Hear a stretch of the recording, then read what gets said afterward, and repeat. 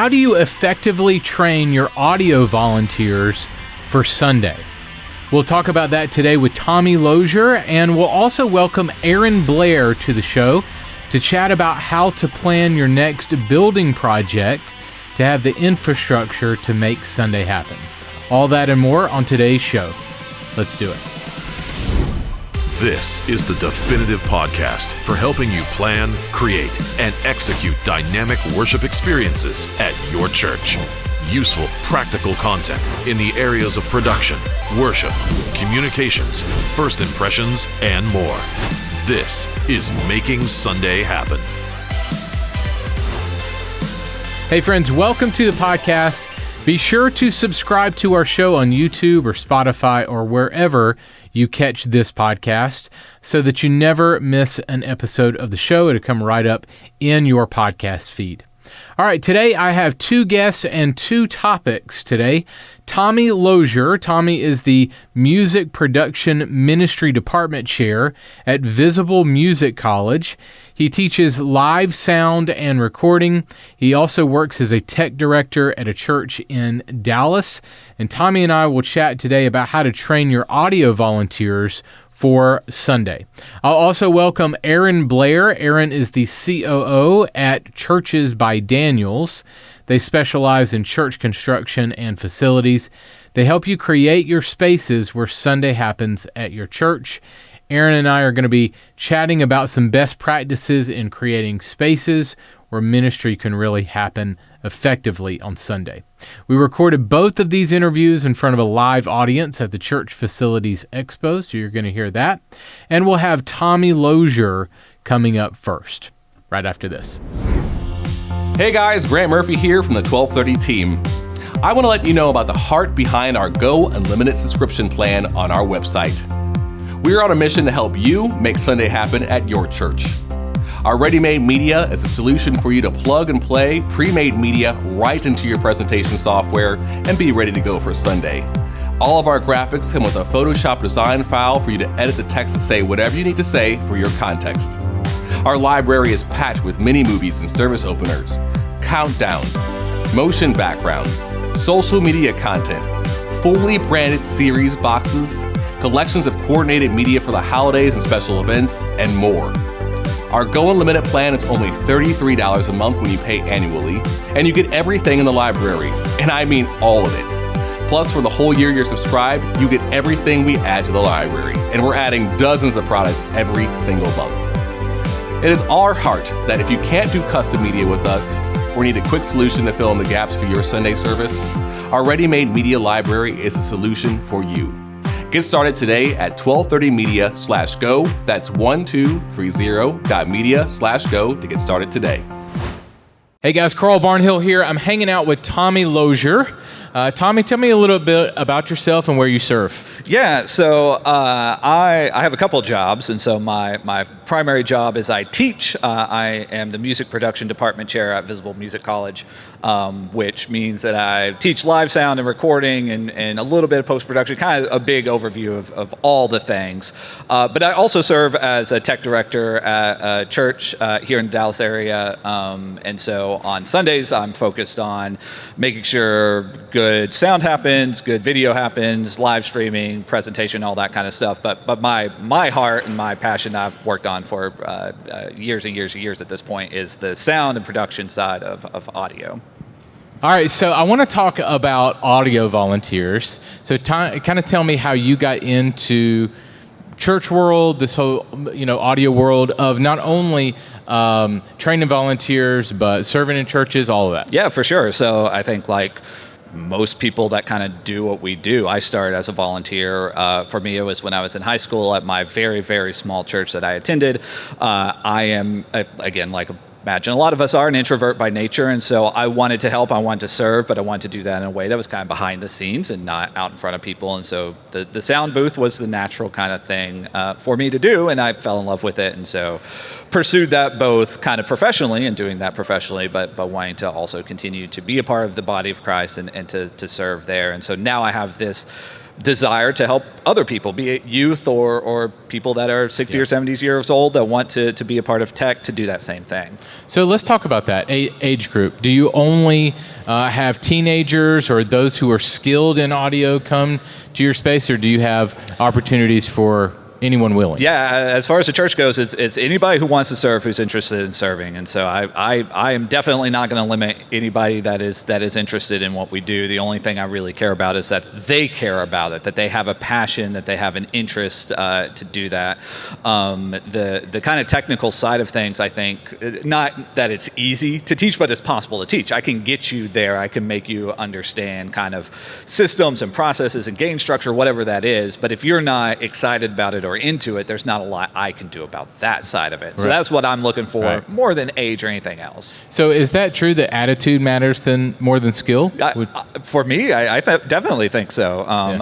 Skills can be learned, but that attitude thing is something that's really from the person. I agree. All right, so at your workshop here at CFX, you're talking all about training audio volunteers. So give me an overview of that workshop. Yeah, so it's kind of in two focuses. The first is creating benchmarks of kind of progression. I think one of the things that I know I've been guilty of this in a church environment is that we get somebody who's interested in volunteering and go, yeah, cool, like sit back here and watch, and then eventually do, and we don't get them equipped for the systems, what we're trying to accomplish and that kind of stuff. And so having a simple but kind of quantifiable set of goals of saying, can you do this, A, B, and C? Then we can progress to doing the next things and so forth, I think is critical. But the other side of that, and getting back to what we were just talking about, is the culture around that and making sure that we create culture for our volunteers that keeps them showing up, that keeps them engaged, that keeps them wanting to be involved. And to me, that's just as critical, that we make sure that they feel supported and loved and valued in what they're doing every Sunday morning. So audio is one of those areas where if you mess up, sometimes everybody's going to hear it. Yes. Or you get the whip around head. You get the whip around head, right? So whereas pro presenter or something like that, maybe that's a bad example, but there are other positions that are not as visible when a mistake happens. So kind of walk me through those benchmarks of maybe observe and then observe with the Yes. bowling with bumpers, exactly, kind of situation, and then you're on your own. Yeah, my approach is do some kind of just initial training, make sure we know kind of concepts before we're getting behind the board doing whatever. And then volunteer will shadow either a staff person or a volunteer that's more advanced in the process or whatever it is, just to see kind of what the expectations are. Do that until they're kind of feeling comfortable with what the process is, and then just reverse roles and put that other person in kind of the driver's seat, but myself as a staff member or another advanced volunteer sitting with them there to, if they miss a cue, to be able to reach over really quick and hit that unmute or whatever it is to make sure that there's not all that head whipping around and that kind of stuff. Yep. And to the point that they're comfortable of being kind of independent, that we let them do it on their own, we can move on to do other things. But I think that being really intentional about that progression and making sure that they feel supported without feeling like you're babysitting them, there's a big balance there that you really have to be aware of. But making sure that they feel supported, and when they get to the point that they're comfortable doing it, making sure that you celebrate that and make a thing about the fact that they have kind of achieved this point where they're independent and able to do that. Good. Does that matter based on church size? System? Do you set up different systems based on size of church? Yes and no. I think a lot of the kind of concepts are the same. It needs to scale, and so you need more people. You probably have more jobs, and so at a small church you have one or two people doing kind of everything, and so there's a lot more multitasking involved. When you scale up, you get more kind of specific to a certain task, but that task gets a lot more complicated, and so that's where you can really. So if you have a monitor mix on stage and a front of house mix, that you can find somebody that works well as a monitor mixer and really just focus them there. Like, we don't need to make you a front of house mixer, or not yet, or whatever, or vice versa, that we can just really focus on you doing this thing and you being really great at it, and this is where you're going to be able to help this thing execute at a high level every Sunday, as opposed to trying to make somebody do everything, which for a volunteer who's not getting paid to do this necessarily, if they are, it's going to be very, very little. They aren't going to have the time during the week with their full-time job or kids or whatever else to practice and work on it. And so giving them something that is manageable and still important, I think is kind of the key to that success. So one thing that me and you are both passionate about is culture, the volunteer culture within my church. And we talked a little bit about that, how attitude matters than skill, more than skill sometimes, to just make sure that we can build the culture that we want to see, the culture that we want to be a part of. Nobody wants to go and serving in an environment that I get yelled at or that I get the whiplash, every Sunday. I want to be an environment that I thrive in, that I like the people that I serve with, that sort of thing. So talk to me about the importance of culture. Yeah, absolutely. And specifically to something that you mentioned there, one of the things at my church, we, in our booth, typically it's me and another guy back there, and just the way that our room is physically configured, people walking out of service walk by him. They don't walk by me. They walk on the other side of our booth. And so he's kind of the front line for anybody that has complaints. And so while we're, tearing down, I am always really conscious of what anybody is saying to him when they're walking by. And if they're saying like, man, slides look great this morning, or the sound, nobody ever tells us the sound is good, right? Like that just doesn't happen. But say that word to happen, it sounded great this morning, whatever. Right. Like I'm going to let him be that front line and say thank you on behalf of us as a team.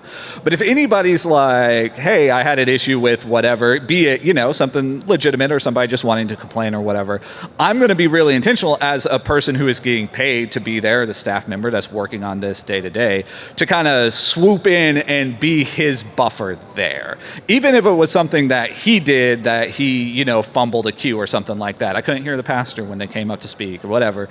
I'm going to be the person that runs that kind of interference so that my volunteer isn't just getting, not even berated, maybe berated, but even just having to deal with that kind of what people's complaints are after service or whatever. And I think that's really important, just protecting them, making them feel like they're not the person that ultimately has to answer to this, because your volunteer shouldn't be the person that ultimately answers for that. And so that's an example of where you can kind of culturally help them out. Good. I have one or two more questions for you, but the guys that are here, if you guys have any questions about audio or whatever, be thinking. We'll come to you here in just a second.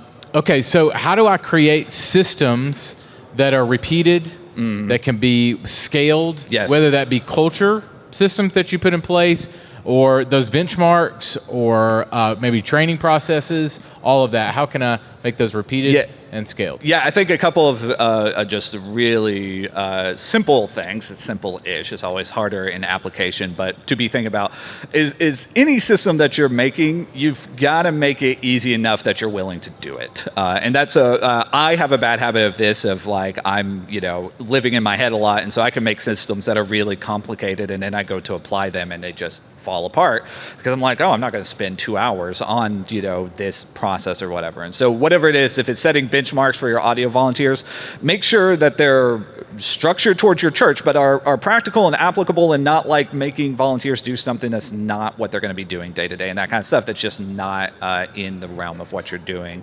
And then make sure that it's something that is going to be broad enough to apply over kind of whatever growth that you experience. If you're in a church that's growing, then you want to make sure that you can scale that up. And so having systems that are flexible, that aren't rigid to one piece of gear or whatever. So if you change, from your X32 to a Digico, whatever, like great, that's going to be a huge change.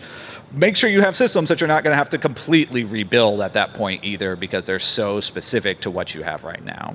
Good. Okay, I'm going to repeat anything that you guys have for the podcast, but what are you guys struggling with? What can we help with? So I love your plan on teaching audio. Number one, teaching concepts. Number two, having them shadow a couple times. I put in addition to that, it depends on the volunteer, how many times shadowing. Yes. And 3 small steps during their shadowing. Let them do certain things. And I guess here it comes in my question. Number 4 is like a launching time. Yeah. Like they're on their own. What's the wise way of doing that when it's like it's all you and this is Sunday, right? So how do you kind of determine when they're ready, like when you say they're ready or when you see that they're ready?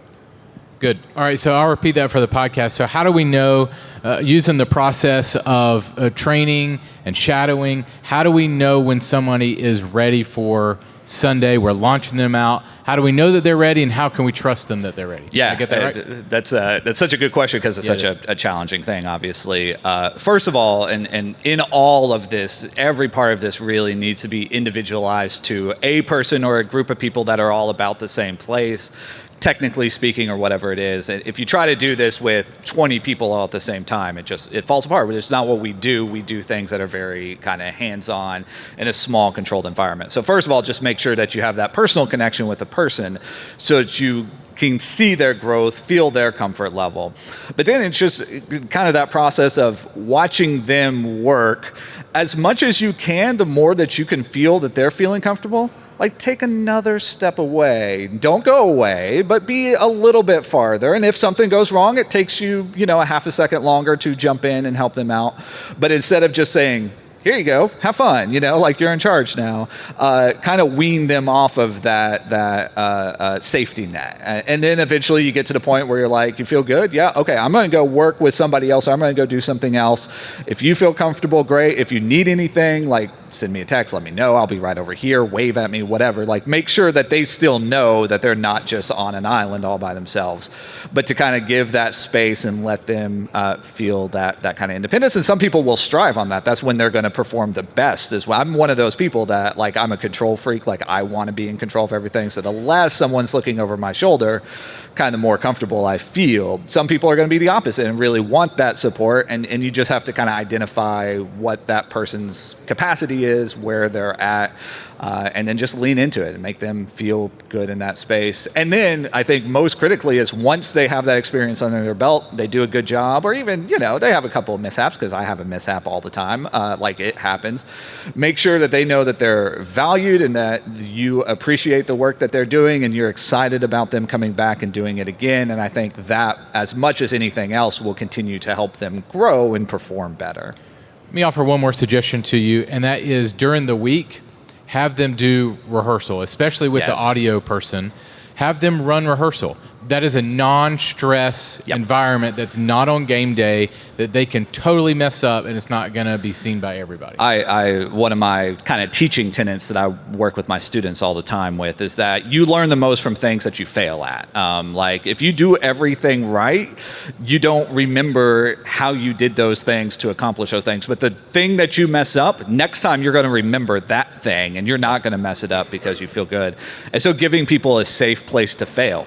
Rehearsals are a great time for that, of even kind of setting them up for that, not being like booby trapping or whatever, but kind of, just putting them in you're situations. You're going to run it tonight. Yeah, and go, let's see what happens. And then when things, you get feedback and you go, okay, let's talk about why that happened. Like, was it a big deal? Nobody was here, nobody cared, but like, let's talk through why that happened, because they'll be nervous about it, almost certainly. Anytime you put somebody in that control, they're going to get in their head, and that they'll learn from, and they'll feel more comfortable about it on Sundays. Another suggestion here, especially at rehearsal, if you can, if it feels right, you don't want to embarrass anybody, but if you could champion that person in front of the band and say, hey, we're going to have him run rehearsal tonight. It's going to be awesome. We're going to work with him. Give them a chance to cheer that person on, and help them, lead. But that way they're not, if it's dark in the auditorium, they're not just seeing mistakes. They know you've set them up for, okay, we're helping somebody learn here. 100%. It helps them cheer them on. Yeah, the buy-in of the worship team on stuff like that is such a big deal. And for them not getting frustrated in that moment and understanding and then they huge. Can encourage, let's say at the end of the night, they can encourage, cheer them on, help in the process. 100%. Anybody else? That answer your question, man? Did I have another one? Great. It's on the other side. So let's say a volunteer has been going for a year or two, and they're ready for real next steps as far as getting into the weeds. So learning peak levels, frequencies, dropping, really getting into the technicalities, but they're not an engineer, they haven't gone to school for it. So they're kind of stuck in this in-between space of like, I want more, but I'm not sure where to go other than like some YouTube videos. Okay. So how does a volunteer that's ready, that's been at it for a year or two, really go deeper? What training is available? What are some things to take that guy further? Yeah, for sure. And that's if that's something that you have the capability and the desire to do in-house, setting that kind of training system up internally is fantastic. But there's also obviously good resources we can point them to, and everybody's got kind of those resources. Everybody knows MXU as a good resource for that kind of stuff, and getting them to progress to a certain point, and then if they feel good there, maybe getting them to progress to another point. And honestly, I mean, that's when you're talking about, can we be training somebody up that may go from volunteer to staff, that we may bring them in a part-time role, maybe somebody that's looking forward to something bigger in the church down the road. When you have those people that don't just kind of plateau at a certain point, like you'll always have those people. And most of our volunteers probably fall into that category, that they're going to get to that comfort level, and that's where they're going to want to stay. But those people that want to progress, those are the people that are going to carry your church going forward. And so having those opportunities and resources to do that is such a big deal. So if you can do that, great. If you have other resources to do that, great. There's tons of, that's the hardest thing. It's just weeding through the resources. So I'll give you a couple. So that you may or may not know about. MXU, Tommy just mentioned, Church Front, Yes. Jake Goslin. Dave Dolphin is more worship. Practical worship. He's kind of dissolved that YouTube channel, but he gives a lot for audio and worship. James Wassam is another great resource. Great Church Sound is his book and website and course. Great Church Sound. James Wassam. You know anybody else come to mind? No, Church Front's a good one. I'm glad you brought that one up. Yeah. I really appreciate Church Front a lot. Yeah, and then our podcast, our blog and podcast is 1230.media is our website, 1230.media. And there under the training tab, we have a blog and this podcast that you can go in and categorize by production and then actually search audio. And we've interviewed all of those people. Plus, they have articles on the site that are all, you can go straight to audio resources. So all of those would be great, first steps for your team. For sure. I'd also mention there's a book called Herding Tigers. Yes. That's about leading creatives that a lot of people probably heard of, but book. Man, it's such a good book. Not about the technical side of things, but just approaching Leading leaderships and how the people that we work with on a regular basis think and different from, working in a accounting office or whatever it is. Great. We'll stick around a little bit after. Thank you, guys. Thank you, Tommy. Appreciate it, man. Hey, guys, thanks so much for watching and listening to our podcast. Be sure to subscribe to our YouTube channel if you would, so that you never miss an episode of the show. Just go to youtube.com/1230media, all spelled out, to find and subscribe now. Click the alarm bell to be notified of all future episodes.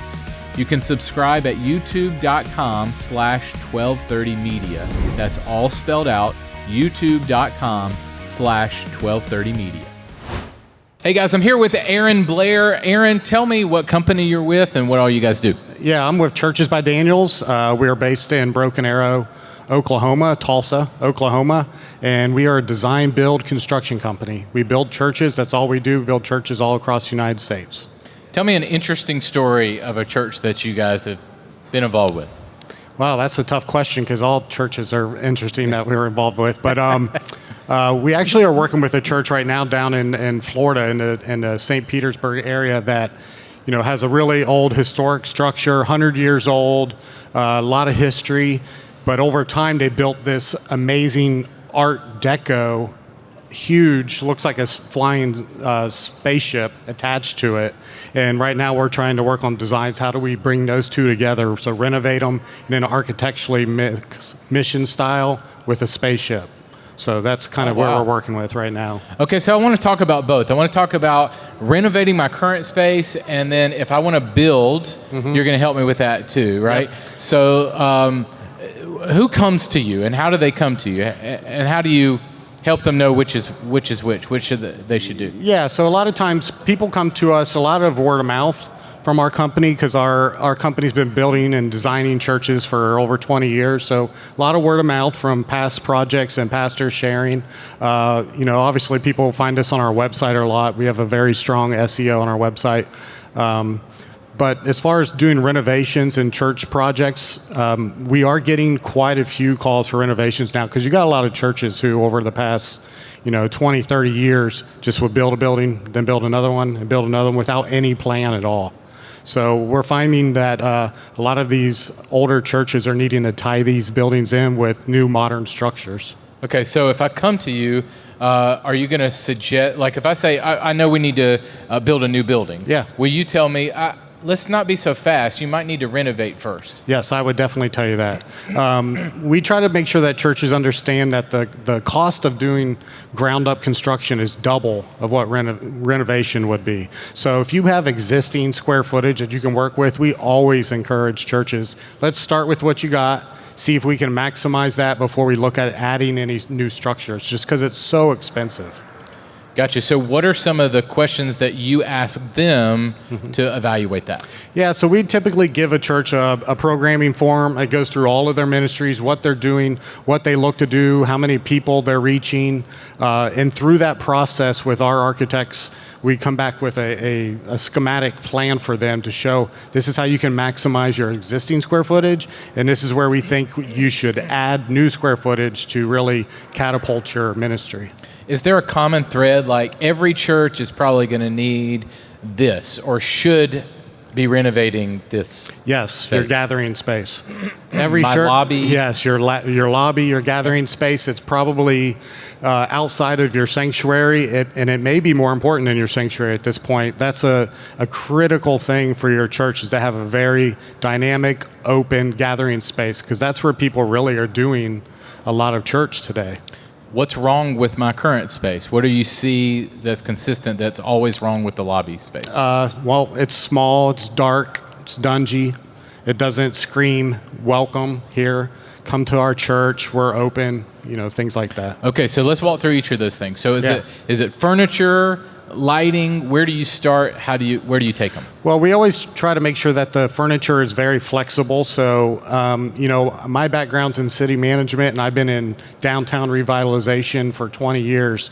And there was a lighter, quicker, cheaper was always the term we used for public spaces. Put it in, something light that can be moved, something that's quick to move in and out, and something that doesn't cost a lot. Versatile. Yep. So you put it in one word. I used three, so I could be long-winded, I guess. But so that's what we kind of stress with their gathering spaces. Make it comfortable, but make it something that's extremely versatile. All right. Are there other spaces within churches that you're seeing as you're going to them that, like, man, I'm really seeing the auditorium needing? What other spaces are you seeing that really should be being renovated? Well, I mean, the biggest thing, obviously, over the past 2 years when COVID hit, it exposed how the church wasn't prepared for online broadcasting, and it continued to reach people that weren't able to come in person or weren't permitted to come in person, I guess. So that's where we've really seen the need to increase space for that, not just the audio and video and lighting and cameras, but space for production. So we're really having to add on space for production, green room space, anything you need to really have a live broadcast. Did it take COVID, and you mentioned this, but it took COVID to really convince the pastor, okay, this is needed, this is valuable? Yeah, not all churches, right? I mean, some have been ahead of that curve, and we were talking about this just a little bit ago. Some churches were ahead of that curve already, doing live broadcasts, things like you see like Life Church and Craig Rochelle. Obviously, they've been ahead of it for a long time, but what we did see is that there were a lot of churches that were hesitant to do that, and they were forced into that world to have to do it, and they just weren't prepared, because it's not just about do we have the right equipment, it's about when I have the right equipment, what I see inside that box, is it look desirable? So it's a little bit more than just the equipment, it's what's behind you, it's what your stage looks like, it's about what are you presenting through the camera. Okay, so we've talked about a couple of different spaces. If I have money for renovation or build, what should I pour my money in first? Well, if it's limited funding, I'm going to tell you to focus on a small portion of the outside of your building. It's the center attention grabber. So it's very similar to, in city management, and when you're looking at a city, you focus on the entry points of your city. You focus on the entry points of your church. What's going to be showcase excellence to people and showcase we want you to be at our church. Okay, so let's talk build. We've talked about renovation. So let's move to build from scratch. If I want to do a building campaign, how do I start? Yeah, so for build for scratch projects, we treat them the same we do with renovation projects. We go through the same process. But really what I would encourage anyone who's going to look to build from scratch is you better do some due diligence on your property before you close on that property. And the reason being, if you don't know where the utilities are, if the utilities are 2 miles away and you got this killer deal on this property, and you got to spend $3 million to bring utilities to the site, that killer deal is not useless. Killer anymore. Yeah, it's no good. Yep. Okay, so give me maybe some capital. Do you guys do any capital campaigns? Help We don't. churches with that? We partner with people, so we have a lot of capital campaign partners that we work with. So usually, if a church comes to us, we'll give them, hey, here's a list of people we've worked with in the past that we've vetted. Here's some history on them, and we let the church really kind of dial in on who are they comfortable working with. We don't ever want to push them on a certain place. Same with AVL companies. We do the same. Okay, so last question for you. If I have a more traditional building and space and I want to do a more modern space, I've seen churches have different decisions to make when they're merging the two. Do I put the old building next to the new building next to the old building? What's your So we've been blending. I mean, we have some pastors that say, hey, we have an existing building. Can you hide it? And we've done that. We've wrapped around it and hid it. You can't even tell it exists anymore. Right. But we do have some more traditional churches, and we have one in Oklahoma City right now that want to keep that historic 1920s steeple, but we're modernizing the columns, modernizing the glass, modernizing the gathering area. So I think that's a great example of being able to keep the tradition, but still add some influence of modern architecture without destroying the 1920s historic architecture. So give me some practical first steps. If I want to come to you guys and kind of start this process of either renovation or build from scratch, how do I do it? Well, I think the most practical step is just kind of have, what do you think that you can do from a financial standpoint? Or if you don't know that, at least know some of your income, know how many people you have attending, and that gives us a starting point to say, okay, well, we think based off of your income and your growth, this is where you will fall as for a project. And that way we can safely guide you forward and not just design something that you're never going to build. Right. So awesome. Well, thank you so much, Aaron. Hey, really appreciate it, man. Thank you. I appreciate it. The show notes for this episode are available now at makingsundayhappen.com. Hey guys, thanks so much for hanging out this week. Again, be sure to subscribe to our show on YouTube or Spotify or wherever you get your podcasts. Every single episode is absolutely free for you. You can also find our podcast archives at makingsundayhappen.com. Next week, I'll welcome two great guests to the show, Andre Jones and Ben Crossan. Andre is a production CEO and broadcast veteran. Ben is a producer, editor, and director. And we're going to dive into the topic of the role of your video director at your church. What does your director need to think about and do when directing camera operators on Sunday? We'll talk about it next week. Well, go out there and create some incredible worship experiences at your church this weekend. I'll catch you next week. Making Sunday Happen is a production of the ministry of 1230 Media. For show notes, archive episodes, and more free resources for your church, visit makingsundayhappen.com.